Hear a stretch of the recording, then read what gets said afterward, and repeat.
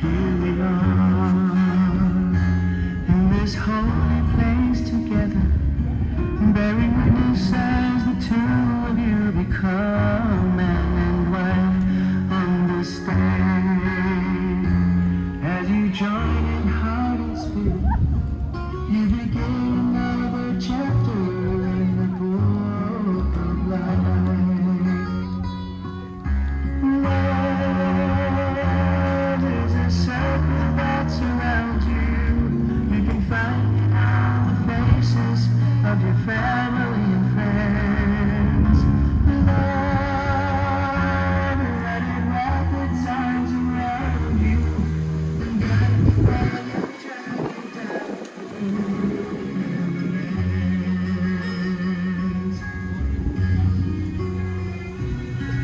There's a song in your heart, there's a song if you listen, as it whispers through the branches high above the family tree. And this time blows its melody upon you. You can rest assured knowing that you're right where you should be. Love is a circle that surrounds you. You can find it on the faces of your family and friends. Love, let it wrap its arms around you and guide you on your journey down the road that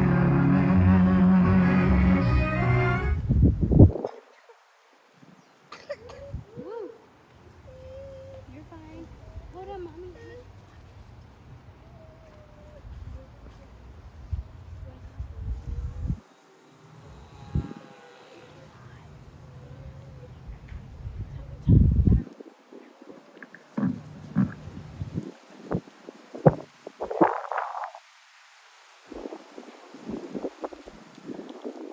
Welcome everyone to this beautiful day on Uniting Regina and Keith.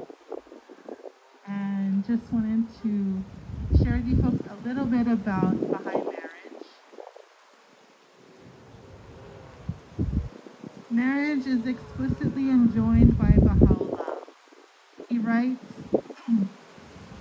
and when he desired to manifest grace and beneficence to men, and to set the world in order, he revealed observances and created laws.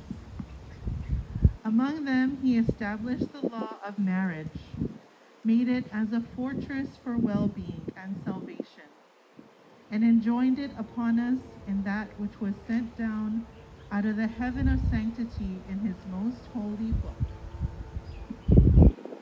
And God hath prescribed matrimony unto you. Enter into wedlock, O people, that ye may bring forth one who will make mention of me amid my servants. This is my bidding unto you. Hold fast to it as an assistance to yourself.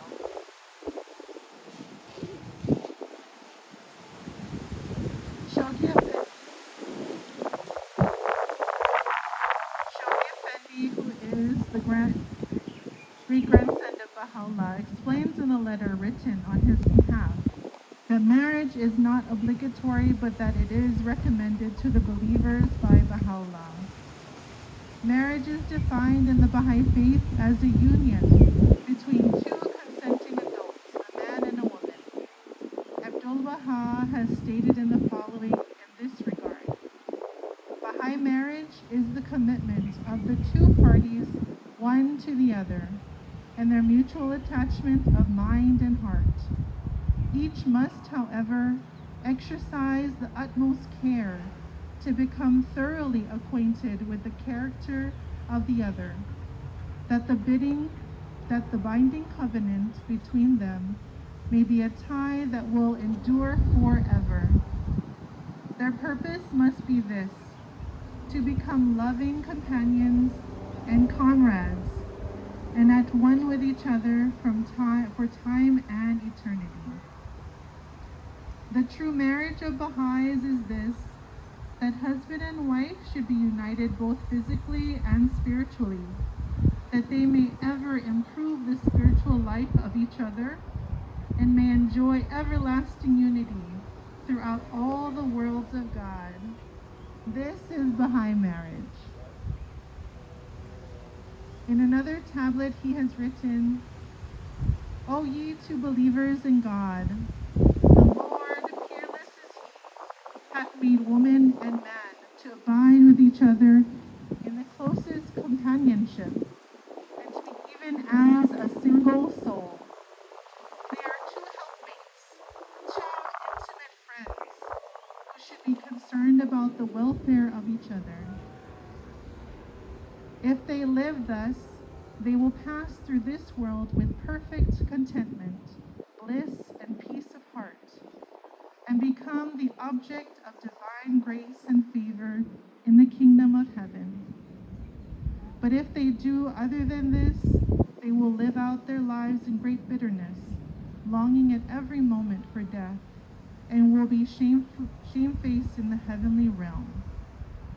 Strive then to abide, heart and soul, with each other as two doves in the nest, for this is to be blessed in both worlds. The consent of the parents of those wishing to enter into marriage is also required. Baha'u'llah writes that once the couple's wish is known, marriage is conditioned upon the permission of their parents. Abdul Baha explains, as for the question regarding marriage under the law of God, first thou must choose one who is pleasing to thee, and then the matter is subject to the consent of father and mother. Before thou makest thy choice, they have no right to interfere. And in regard to your question concerning the nature and character of Baha'i marriage, as you have rightly stated, such a marriage is conditioned upon the full approval of all four parents. Also, your statement to the effect that the principle of the oneness of mankind prevents any true Baha'i from regarding race itself as a bar to union is in complete accord with the teachings of the faith on this point.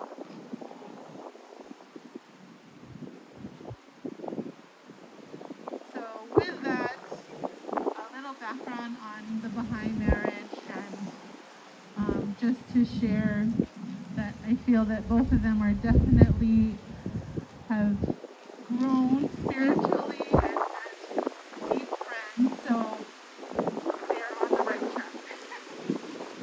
And we're all here to lovingly support this relationship, this marriage, with our prayers, with our loving companionship, and we feel that both Regina and Keith will serve humanity and serve one another and their little ones until the end. Thank you very much, everyone.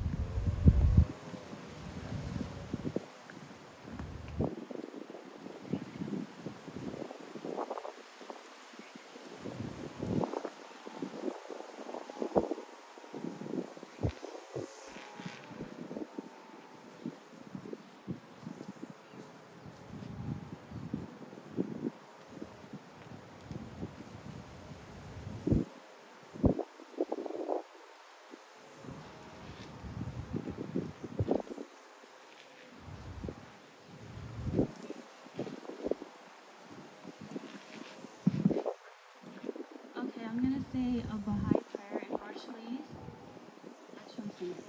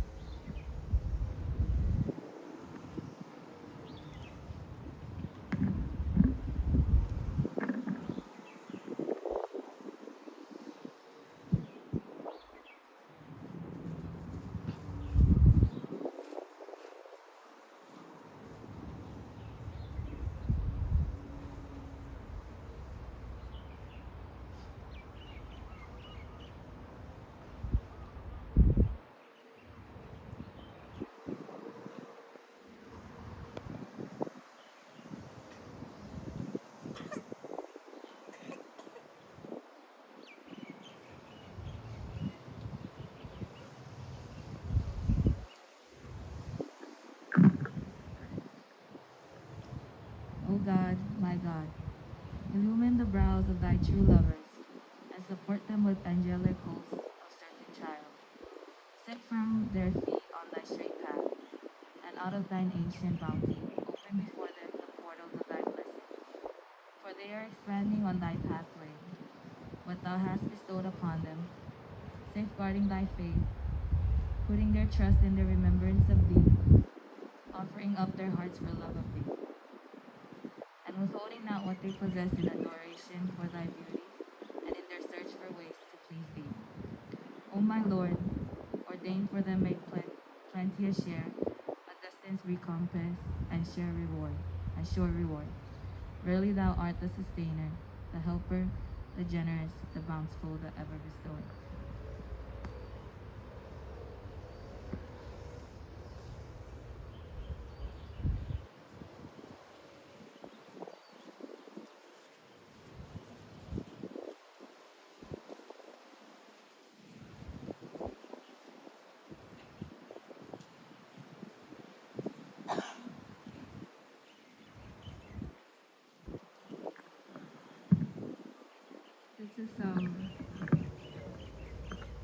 This is a Baha'i prayer for marriage.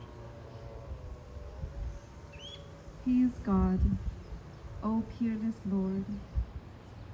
In thine almighty wisdom, thou hast enjoined marriage upon the peoples, that the generations of man may succeed one another in this contingent world, and that ever, so long as the world shall last, they may busy themselves at the threshold of thy oneness, with servitude and worship, with salutation, adoration, and praise. I have not created spirits and men, but that they should worship me. Wherefore, wed thou in the heaven of thy mercy these two birds of the nest of thy love, and make them the means of attracting perpetual grace, that from the union of these two seas of love, a wave of tenderness may surge, and cast the pearls of pure and goodly issue on the shore of life. He hath let loose the two seas, that they meet each other. Between them is a barrier which they overpass not. Which then of the bounties of your Lord will ye deny? From each he bringeth up greater and lesser pearls. O thou kind Lord, make thou this marriage to bring forth coral and pearls. Thou art verily the all-powerful, the most great, the ever-forgiving.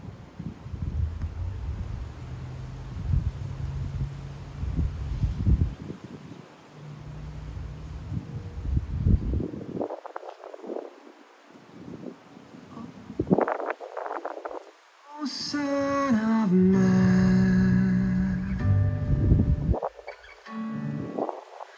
for everything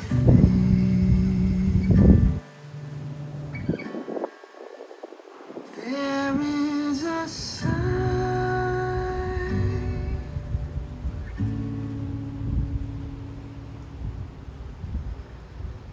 The sign of love is fortitude. The sign of love is patience. The sign of love is fortitude. The sign of love is patience.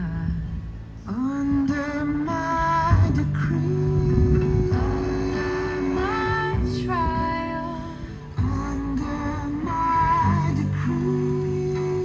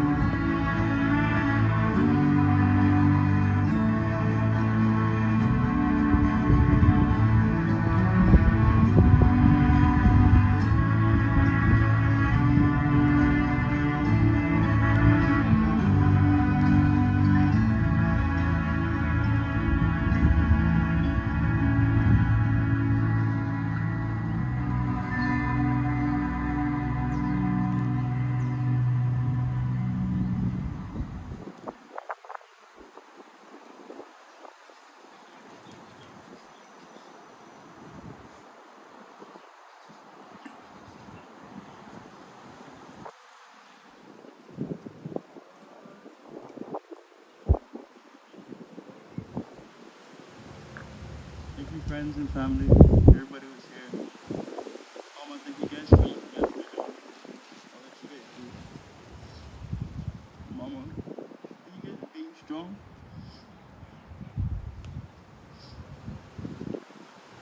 I love this woman. She loved me at my worst.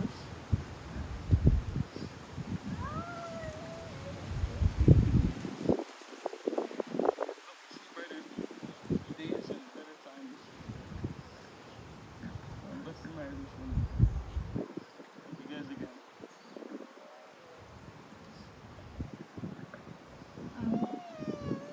We're now going to say our vows.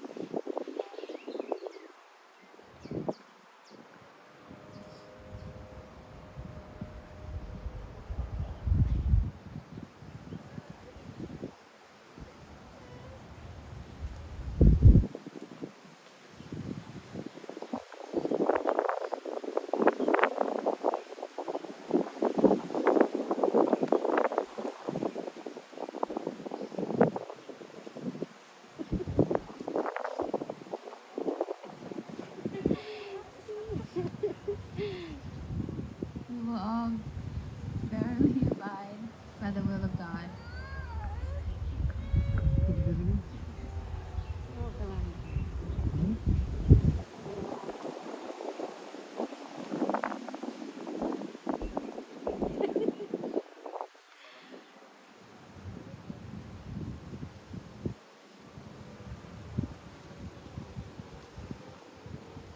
We will all verily abide by the will of God.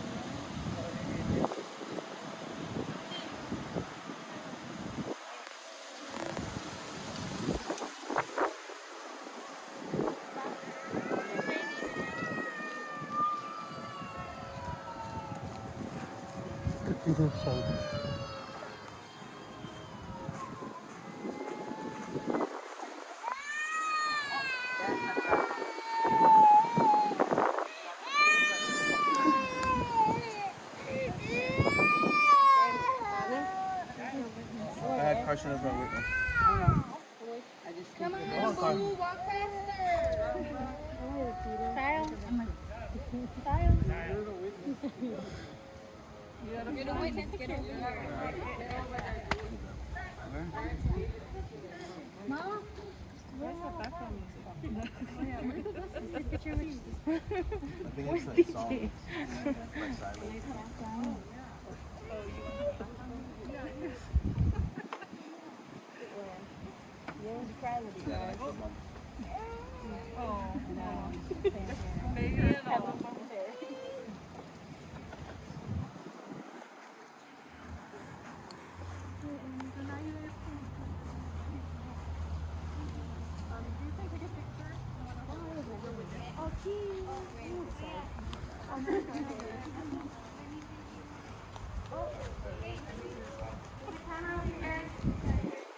I see you, my team. Ready?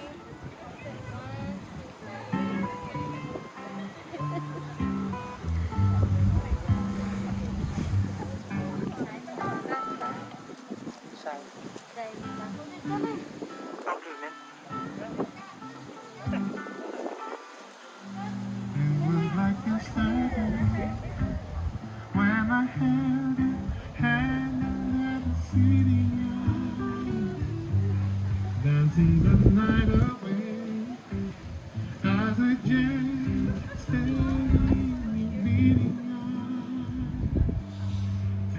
Could this be real?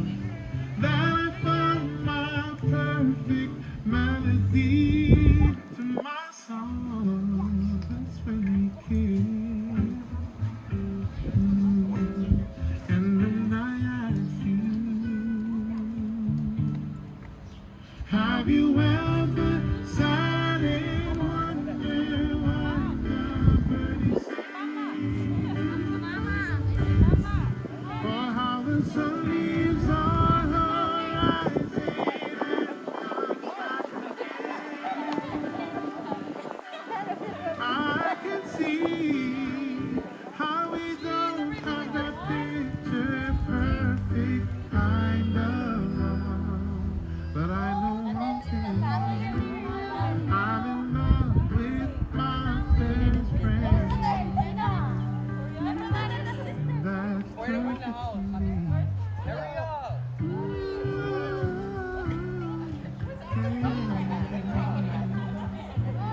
We were never apart. Every breath you took was a part. We could sit and do nothing, and no doubt we'd still lose the track of time. You said that you needed me, but I know I needed you more. That's when I Marshall is a wife. and ask you, have you ever sat and wondered why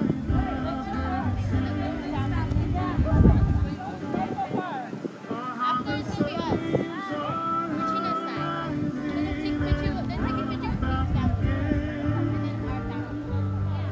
I can see how we don't have that picture Hawaiian family.